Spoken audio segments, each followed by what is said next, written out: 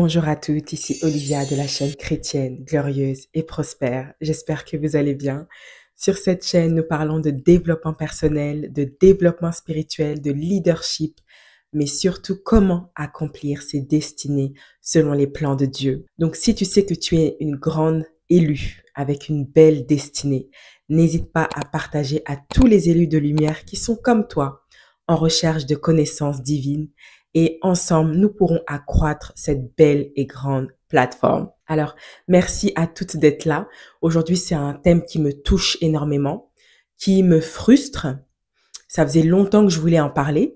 Je sais qu'il y a beaucoup de chaînes YouTube, surtout francophones, parce que je sais que dans le milieu anglo-saxon, la parole, elle est plutôt libre. Il y a cette liberté d'expression. Mais dans le milieu francophone, surtout lorsqu'une femme noire francophone parle de ce type de sujet, elle est vilipendée, elle est critiquée, elle est insultée. Mais vous savez, moi, je suis une élue de Dieu, donc je n'ai pas la pensée du monde. J'ai la pensée de Dieu et encore mieux, j'ai la parole de Dieu. Donc, je me moque et je me fichtre royalement de ce que les gens peuvent penser, de ce que les gens peuvent imaginer. Ce n'est pas ça qui façonne ma manière de vivre. Je suis libre. Et sur cette plateforme, je veux que vous puissiez vous sentir libre d'être qui vous êtes tant que vous respectez les commandements de Dieu. Alors, passons au sujet. Peut-être que je vais faire 3 vidéos parce que sinon ça va être trop long si je réunis tout en une vidéo.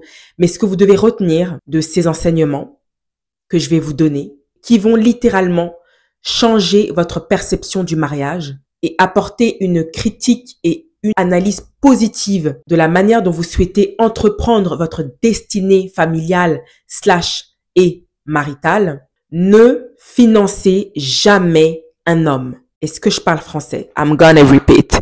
Est-ce que vous m'entendez? On ne construit jamais financièrement la destinée d'un homme. C'est tout ce que vous devez retenir. Je vais peut-être faire cette vidéo en 2 parties ou 3 parties, je ne sais pas. Si Dieu le veut, je ne vous promets rien. Mais ne bâtissez jamais un homme qui n'a aucune vision, qui n'a aucun travail, j'insiste, et qui n'a aucune crainte de Dieu. Donc, on va élaborer ça ensemble petit à petit. Et pourquoi est-ce que je parle comme ça? Parce que je suis fatiguée. J'en ai marre d'entendre, que ce soit sur les réseaux sociaux, que ce soit dans la vie de tous les jours, parce que tous les jours, il ne se passe pas un jour où je n'entends pas une femme qui se plaint de tout porter à la maison, de porter et la culotte d'un homme et la culotte d'une femme. Quand je vous dis tous les jours, c'est tous les jours. Et Dieu m'entend parler. J'en ai marre. Et je veux qu'à travers ces séquences de vidéos qui vont suivre, que toute femme chrétienne, parce que ça, ce que je vais vous donner comme enseignement, c'est pas des enseignements du monde. C'est des enseignements qui sont bibliques. C'est la manière dont Dieu a bâti la famille. C'est une loi universelle. Et cette loi se moque que vous soyez chrétien, musulman, animiste, bouddhiste. C'est une loi universelle. C'est comme la loi universelle qui dit qu'il faut semer pour récolter. Ce que je vais vous enseigner, c'est tiré de la Bible. Donc, il faut que vous puissiez apprendre, chères femmes chrétiennes. Et pourquoi est-ce que je dis femmes chrétiennes? Ça concerne toutes les femmes, mais je parle aux femmes chrétiennes parce que je vais vous démontrer comment Dieu a constitué l'homme selon son image, selon son plan, lorsqu'il a établi la famille, qui est la première institution de cette société. La famille dans le monde est si puissante qu'en économie, quand on parle d'économie / droit, on parle de foyer, de ménage économique. Ça a toute son importance. Donc premièrement, parce que c'est important, c'est la fondation, c'est à cause de l'ignorance que beaucoup de femmes sont perdues. Qu'aujourd'hui, tu peux voir une femme qui paye l'avenir d'un homme au détriment de sa santé, au détriment de son bien-être et au détriment de sa propre destinée. Voici la question que j'ai reçue par courriel. Bonjour, faut-il se laisser abuser financièrement car Jésus dit être généreux et laisser Dieu juger la personne? Ou avertir la personne d'assumer ses responsabilités suite à une séparation car ça y joue mentalement et l'épuisement à ma santé? Que faire? Que pensez-vous?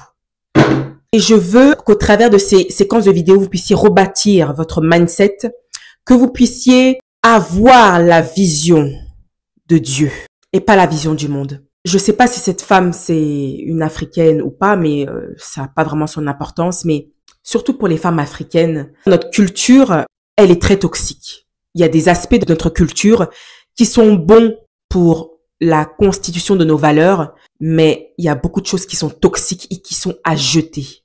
Au fur et à mesure du temps et au fur et à mesure des époques, c'est important de réviser les notions de sa culture parce que les époques changent. Il y a 20 ans, l'Internet d'aujourd'hui n'était pas autant populaire. Il y a beaucoup de choses qu'il faut changer. Comme un iPhone qui est révisé presque tous les ans, voire tous les 2 ans, il y a des mises à jour à faire, mais c'est pareil dans notre société. Il n'y a que la parole de Dieu qui ne change pas parce que Dieu, il est éternel. Il était le même Dieu il y a 2000 ans, le même Dieu d'Abraham, c'est le même Dieu d'aujourd'hui.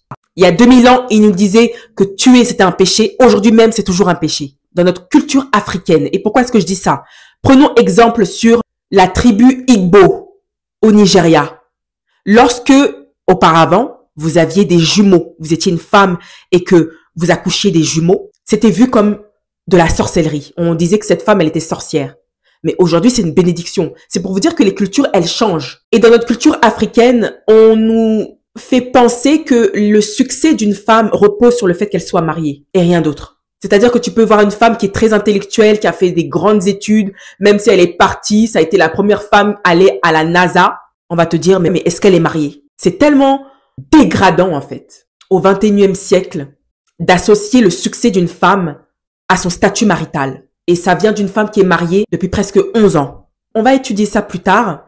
J'ai pas envie de m'embourber. Je veux qu'on puisse aujourd'hui bâtir la fondation. Et pour bâtir la fondation, il faut comprendre le rôle que Dieu a attribué à l'homme et à la femme. Parce que c'est parce que vous ne savez pas quel est votre rôle en tant que femme et que vous ne savez pas quel est le rôle d'un homme selon le plan de Dieu, selon la vision de Dieu, que vous bradez votre dignité, que vous êtes prêt à payer financièrement un homme qui n'a aucune vision, qui n'a aucun travail. C'est à cause de ça. Je vous ai toujours dit que votre ennemi, c'est pas le diable. Votre premier ennemi à abattre, c'est l'ignorance. S'il vous plaît, faites un screenshot et que cette vidéo, pour votre destinée maritale, soit votre référence. Et je le dis en toute humilité. Partagez à toutes les femmes autour de vous, toutes les jeunes filles ou toutes celles qui vont se marier. Gardez ce tableau que je vais vous montrer en référence. Gardez-le, screenshotez-le et conservez-le. À chaque fois qu'un homme viendra vous faire la cour, prenez ce tableau en référence. Prenez toutes les séquences de vidéos qu'on va faire ensemble en référence. Le rôle d'un homme et d'une femme. L'homme est fait à l'image de Dieu. La femme aussi est faite à l'image de Dieu. L'homme est un adorateur. La femme aussi est une adoratrice de Dieu. L'homme domine par son leadership. La femme aussi domine par son leadership. Souvenez-vous de Genèse 1, verset 26 qui dit « Faisons l'homme à notre image, selon notre ressemblance, et qu'il domine sur les poissons de la mer. » Et puis ensuite il dit, verset 27, « Dieu créa l'homme à son image. Il le créa à l'image de Dieu. Il créa l'homme et la femme. Dieu les bénit et Dieu leur dit, soyez féconds, multipliez, remplissez la terre et l'assujettissez. Et dominez sur les poissons de la mer, sur les oiseaux du ciel et sur tout animal qui se meut sur la terre. » Les deux individus, hommes et femmes, ont reçu le commandement de dominer. L'homme, c'est le chef de la famille. La femme, c'est l'aide. L'homme est pourvoyeur, la femme est une incubatrice. L'homme est cultivateur, la femme est une productrice. L'homme est un protecteur, la femme encourage. L'homme développe, mais la femme est une nourricière. L'homme est un enseignant, mais la femme est une prophétesse. L'homme donne, l'homme est la source et la femme réceptionne. Elle reçoit. Gardez ce tableau en référence pour vous donner une idée globale de comment Dieu a créé la famille, qui est la première institution de toute société. La bonne prospérité d'une société, quelle qu'elle soit, quel que soit le pays, prospère par la famille. Et c'est pour ça que Satan s'acharne à déconstruire la famille par le féminisme, par l'État, par toutes sortes d'idéologies, de doctrines du monde pour déconstruire la famille. Vous savez ce que Satan a fait pour diviser Adam et Ève? Il est venu influencer Ève et lui mettre dans la tête qu'elle ne pouvait pas mourir suite au commandement reçu de Dieu sur le fruit défendu. Alors le serpent dit à la femme, « Vous ne mourrez point, mais Dieu sait que le jour où vous en mangerez, vos yeux s'ouvriront et que vous serez comme des dieux, connaissant le bien et le mal. » C'est comme ça que Satan opère. Déconstruire la famille par la rébellion. Donc, pour illustrer la pensée de Dieu lorsqu'il a créé la famille, il y a ma petite sœur qui habite à Dakar et quand elle m'explique des choses et qu'elle me donne une certaine sagesse, elle me donne toujours en référence, souvent, pas toujours, mais souvent en référence, la statue de la Renaissance à Dakar. Et ça vous donne une idée de ce qu'est la famille, une famille saine. Et elle m'expliquait que lorsqu'elle a visité ce lieu, la genèse de cette statue, ça a pris plus de temps de bâtir les fondations que de construire la statue en elle-même. Et vous voyez que l'homme porte la famille vers le haut. C'est une image qui paraît simple, mais c'est tellement fort et qui illustre le rôle de la femme et de l'homme dans une famille saine et stable où les fondations sont divines. Lorsque Dieu vous envoie un homme de destinée, comment reconnaître que cet homme vient de Dieu? Il y a 3 caractéristiques fondamentales qui est le commencement de tout. Si un homme vous fait la cour et que pendant que vous le fréquentez, vous ne vous apercevez qu'il a qu'un sur 2 de ses traits, 2 sur 3 de ses traits, ou aucun de ses traits, ne perdez pas votre temps. Ce n'est pas l'homme de votre vie, ne forcez pas au risque de souffrir.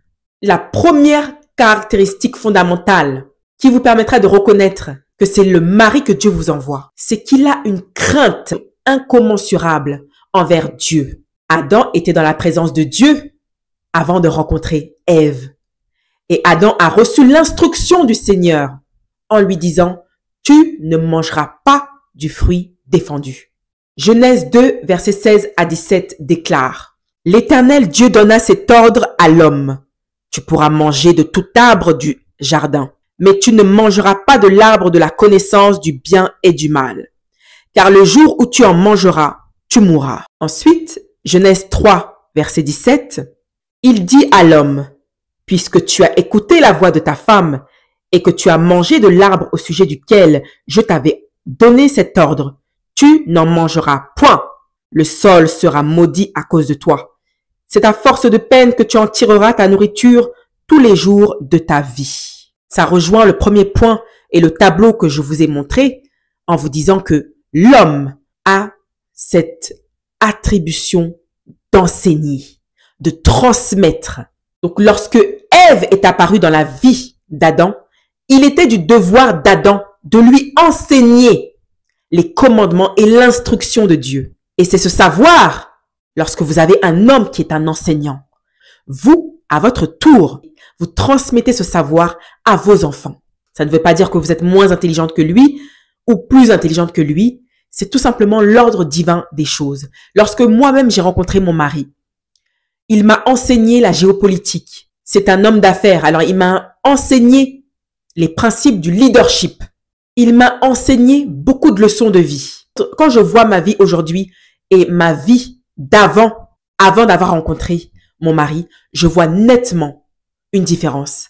Intellectuellement, je vois une très grande différence positive. C'est ça qu'un homme doit faire dans votre vie. La définition d'enseigner, parce qu'il y a un verset qui m'a été cité en commentaire, parce qu'il y a certains hommes frustrés et certaines femmes frustrées qui s'étonnent de voir une femme, une belle femme comme moi, enseigner la parole de Dieu.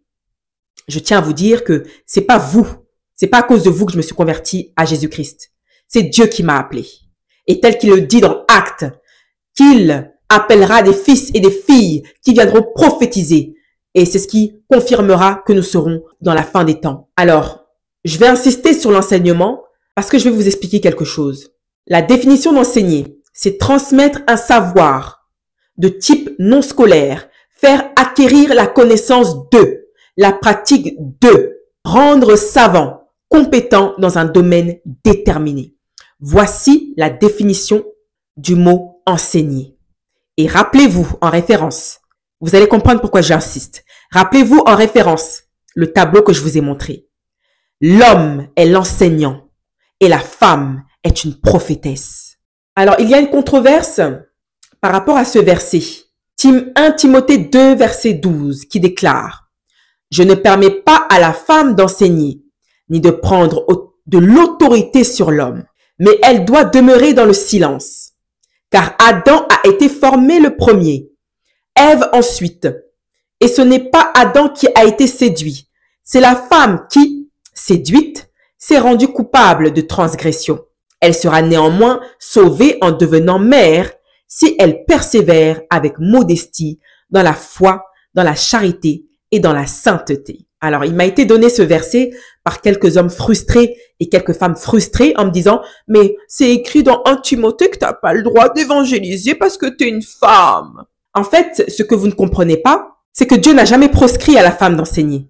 Pour preuve, il dit dans Actes que des fils et des filles prophétiseront. Ce sera le signe des derniers temps. Est-ce que ça veut dire que Dieu se contredit? Non. En fait, il rappelle, ce verset que je viens de citer, rappelle le rôle d'un homme au sein d'une famille, que c'est pas à la femme d'enseigner à un homme comment être un homme. C'est à l'homme de prendre ses responsabilités. Parce que dès lors qu'une femme enseigne à un homme comment être un homme, spirituellement, elle prend autorité sur lui. Je vais te donner un exemple concret dans le monde contemporain dans lequel nous vivons. Si tu enseignes à un homme que c'est toi qui payes toutes les factures, tu prends autorité sur lui. Si tu dois dire à un homme d'arrêter de sortir jusqu'à 4 heures du matin alors que il a une famille à gérer, tu prends autorité sur un homme. Si tu dois enseigner à un homme, un grand homme qui est vacciné, comment faire un CV pour chercher un travail alors qu'il n'est pas fichu de prendre sa vie en main, tu prends autorité sur lui. C'est ça l'autorité. Parce que c'est pas à toi d'enseigner. C'est à l'homme de prendre en main sa vie. Et de par sa destinée, de par sa vision, enseigner et mener la barque. Et c'est pas le contraire. Est-ce que tu entends, ma sœur? C'est de ça que Dieu parle. Alors cessez de mettre vos idéologies sataniques, votre misogynie et vos idéologies charnelles dans la parole de Dieu. Parce que votre vision, c'est pas la vision de Dieu.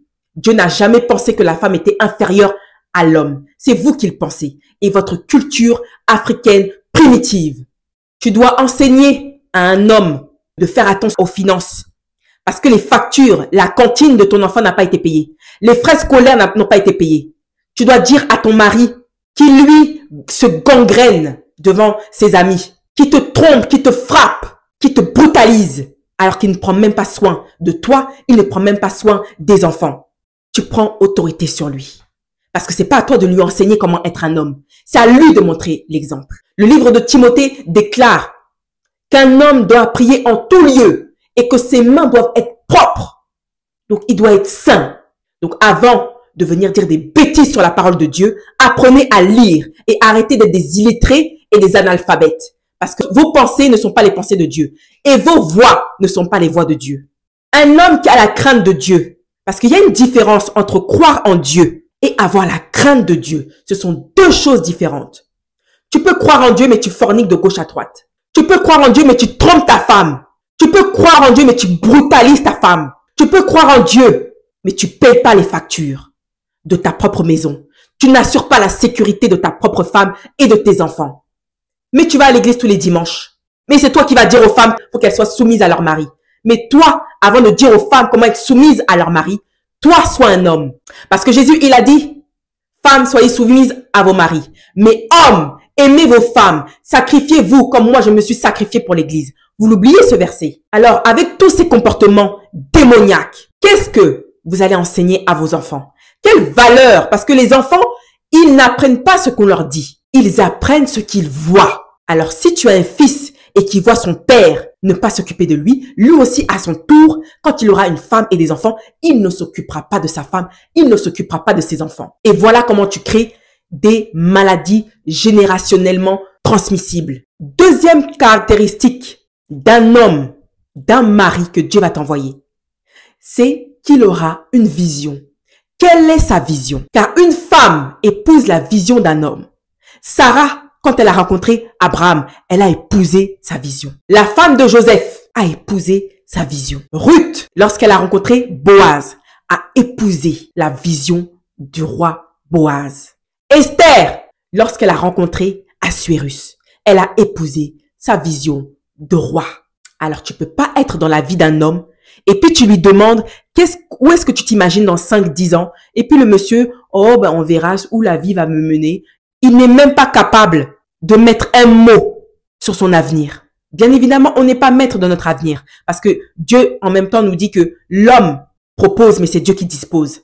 Mais dans le même livre de Proverbes, Dieu nous dit que c'est une sécurité pour un homme d'avoir des objectifs de vie.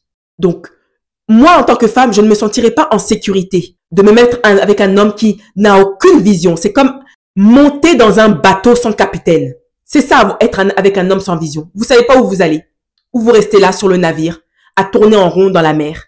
Rappelez-vous de la statue de la Renaissance. Est-ce que vous voyez le regard de l'homme sur cette statue? Où est-ce qu'il se porte? Il se porte en avant. Et il mène sa famille. C'est ça un homme. Donc un homme qui n'est pas capable de te dire ce qu'il fera dans 5-10 ans, ne fais pas d'enfant avec lui, ne couche pas avec lui, préserve ta santé mentale au risque de souffrir. Parce que c'est à cause de vous aussi les femmes, à cause du manque d'estime que vous avez envers vous-même, en raison du manque d'amour propre que vous avez, du manque de dignité, que vous êtes prêt à vous mettre avec tout et n'importe quoi, juste histoire de dire que vous ne voulez pas être seul. Voilà où ça vous emmène.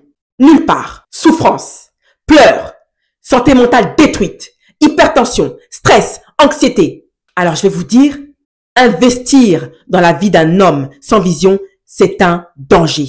Arrête de financer sa paresse. Protège ta destinée, pas son confort. Ne paye pas le prix de son irresponsabilité. Un homme sans plan ruine ta vie. Tu ne dois pas bâtir son avenir à tes frais.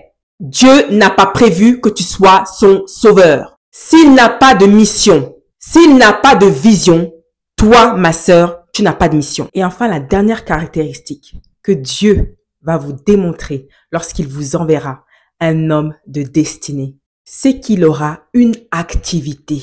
Et oui, parce qu'il devra honorer son côté pourvoyeur. Il aura une activité, il aura un travail qui va subvenir à vos besoins, aux besoins de vos enfants à l'avenir. Genèse 2, verset 15 déclare: L'Éternel Dieu prit l'homme et le plaça dans le jardin d'Éden pour le cultiver et pour le garder. Vous vous rendez compte que ce n'est qu'après avoir bâti Adam, donc Dieu a attendu que l'homme soit créé. Dieu a attendu qu'Adam cultive le jardin d'Éden, qu'il soit établi. Et ensuite, vous devez bien faire attention. Lorsque vous lisez la Bible, je vous ai toujours dit, ne lisez pas la Bible comme si c'était un roman. Il y a un ordre divin. Pourquoi est-ce que Dieu n'a pas créé Ève en même temps que Adam? Pourquoi est-ce qu'il n'a pas attribué le côté pourvoyeur à Ève? Il aurait pu dire à Ève aussi que toi aussi tu vas cultiver, toi aussi tu vas pourvoir aux besoins de ta famille. Mais non, regardez qu'est-ce qu'il dit. C'est pour ça que je vous dis, apprenez à avoir la vision de Dieu, pas la vision du monde. L'Éternel, Dieu dit, ça c'est après, dans le verset 18, donc dans l'ordre divin des choses. L'Éternel Dieu dit, il n'est pas bon que l'homme soit seul. Je lui ferai une aide semblable à lui. Ensuite, on voit que Adam commence à nommer tous les animaux de la terre. Et c'est à partir du verset 22.